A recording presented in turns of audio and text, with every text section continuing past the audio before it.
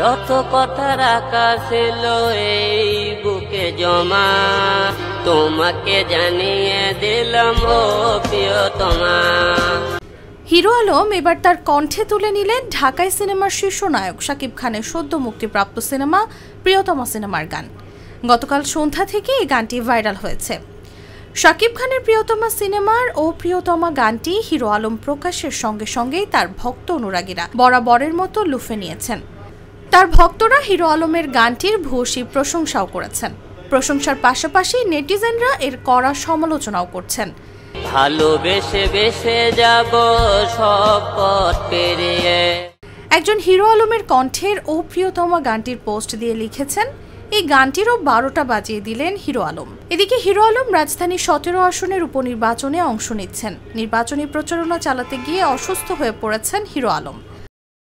ও প্রিয়তমা, ও প্রিয়তমা।